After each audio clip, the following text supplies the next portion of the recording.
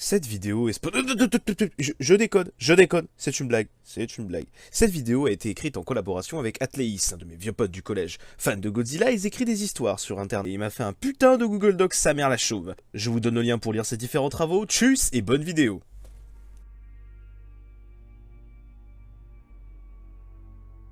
Je dois vous avouer un truc. Je déteste le Godzilla de Gareth Edwards.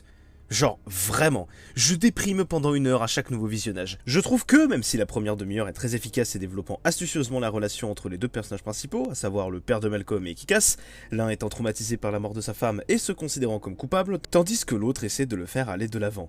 Et puis, il reste 1 heure au film. Et c'est chiant.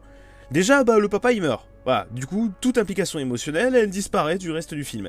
Kick-Ass ne parvient jamais à porter le film sur ses épaules, et même si les effets spéciaux sont très réussis et les scènes de combat également, tu t'en bats les steaks puisque sans implication émotionnelle, on n'a pas peur pour les personnages. Et là, vous allez me dire, oui, mais t'as qu'à zapper la partie sur les humains alors si ça te plaît pas. Oh, c'est dommage, c'est juste 80% du film, les mecs. À ce moment-là, il faut juste mater les scènes de combat sur YouTube, hein. Ça revient au même. Et ça coûte moins cher. Hormis la musique, les FX et la première demi-heure, tout est à jeter dans ce film. Du coup, la question que je me suis posée la première fois que je l'ai vu était... Est-ce que le Godzilla de Roland Emmerich en vaut le coup? Ou pas?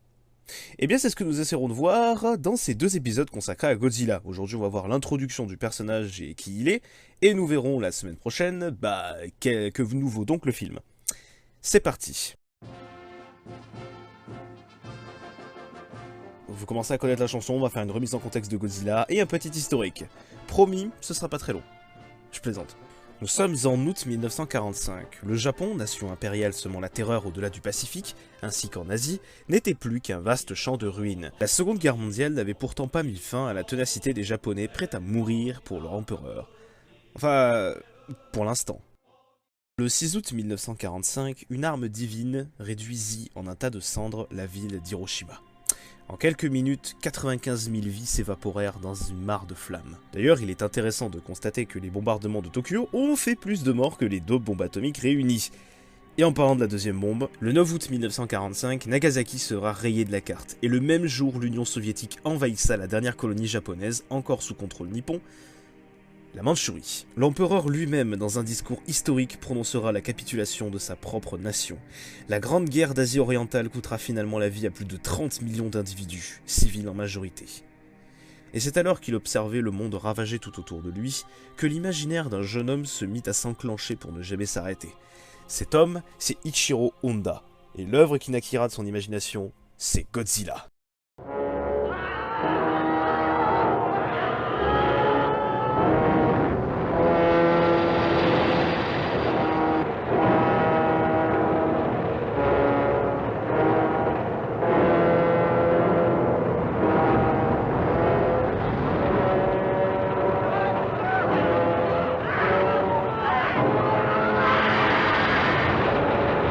Alors je dis ça, mais c'est pas tout à fait lui qui a créé le personnage qui est Godzilla. On notera aussi Tomoyuki Tanaka, son producteur, Honda étant réalisateur, dans les carnets de l'histoire.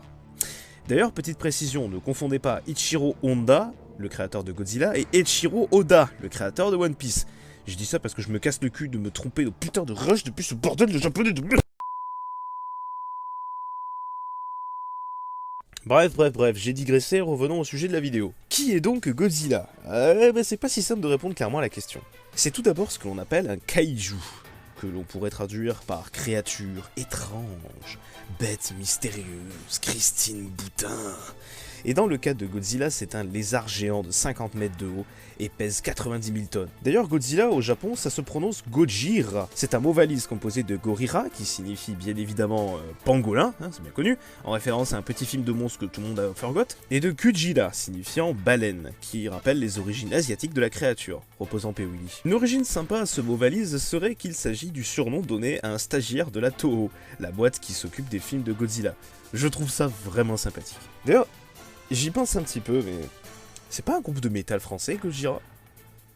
Ah, mais c'est pour ça qu'ils soutiennent des ONG pour sauver les baleines! Mais je suis vraiment débile en fait. Mais ne croyez pas qu'il s'agit uniquement d'un gros T-Rex qui se trimballe avec des écailles dans le dos. Déjà, il est amphibie et peut propulser un souffle atomique de la mort qui tue sur les malheureux qui oseraient croiser son chemin. Lorsque l'on voit cette créature détruire tout sur son passage, le message politique derrière elle est tout de suite clair. Il s'agit d'une représentation de l'Amérique au travers ses pouvoirs atomiques et sa folie destructrice, transposant le traumatisme vécu par les Japonais le lendemain de la Deuxième Guerre mondiale. Et ouais, c'est pour ça que j'en ai parlé en intro. D'ailleurs, aux États-Unis, le film passa tellement mal qu'il est ressorti 2 ans plus tard sous le nom de King of the Monsters, avec un personnage principal maudit remplacé par un acteur américain, chose très drôle d'ailleurs, il est canadien et non pas états-unien, et il s'appelle Raymond. D'ailleurs, anecdote sympathique, il est doublé en VF par Jean Violette. À peine un an après la sortie de Godzilla en 54, il eut un fils, Vincent Violette, qui est la voix régulière de Gary Oldman. Ça veut dire que les deux ont quasiment le même âge. Et c'est stylé. Que dire, Godzilla est le monstre le plus connu de la pop culture, juste derrière le pangolin. De ce premier succès se réalisera une trentaine de films ancrés dans l'univers des kaiju Ega, le film de monstres donc. Cependant, le message un peu anti-américain de la créature sera atténué au fil des films, forcément pour paraître moins réac, ce qui sera représenté par le fait que Godzilla devienne le gentil des œuvres où il apparaît. Le nouveau message de ces films est donc de s'orienter vers un côté plus écologiste. Mais attention, on te parle pas des barbapapas là, non, on te parle d'un putain de lézard géant qui crache un feu atomique sur un pteranodon nucléaire. Allez, un petit top des monstres que la créature a affronté. Numéro 6, Edora en 71. C'est un tétard extraterrestre qui dévore la pollution humaine. Ouais, bon, c'est le premier. Hein. Gigan en 72, une merde qui ressemble à un poulet, mais qui est en fait un cyborg envoyé sur Terre. Et ouais, et c'est le seul monstre à avoir fait saigner Godzilla. Agilus en 54, un tatou radioactif avec des épines sur la carapace, et qui peut se rouler en boule façon Rampage. Ou en fait mon pangolin était plus crédible. Randon en 56, parce que pteranodon. Et aussi parce que radon c'est un élément atomique. Bref, c'est un monstre écologiste né de radiation biovolcanique. Et au final, il deviendra l'un des alliés de Godzilla. Le roi Ghidorah, désolé pour la prononciation, conçu en 64, spécialement pour les 10 ans de Godzilla, ce dragon à 3 têtes qui deviendra son ennemi juré dans les films suivants. Et enfin, le number one, Mothra. Mon préféré, aussi celui des fans, puisque c'est un allié récurrent de Godzilla, c'est une mythe géante avec des capacités bioluminescence. Et avouons-le, elle a la classe. Voilà, avec ça déjà on a une bonne base sur le personnage, et c'était que l'introduction. Vous comprenez pourquoi j'ai mis 4 semaines à sortir ce putain d'épisode. Reprenons donc, Godzilla, durant ses 65 années d'existence, comme on dit... Ils en ont vu des vertes et des pas mûres. Déjà la qualité des films qui déclinait, le concept de moins en moins ouf, pour vous dire le dernier à avoir de la gueule fut... de le faire affronter contre le pangolin.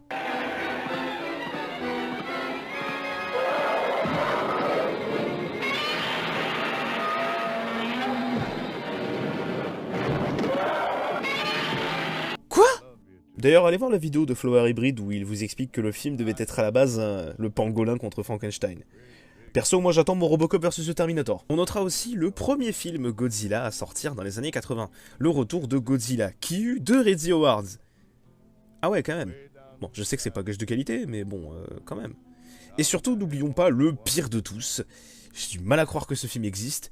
Le fils de Godzilla. Ainsi, vous comprendrez aisément que la saga Godzilla n'était pas à ses jours les plus glorieux dans les années 80-90. Hormis la sortie d'un jeu vidéo dans les années 80 qui est sympathique, c'est alors que, dans un espoir de sauver les meubles, la Toho s'engage dans un projet assez particulier. Rebooter Godzilla par des Américains. Et c'est ce que nous verrons dans notre prochaine vidéo. À la semaine prochaine pour parler de Godzilla de Roland Emmerich. Ciao!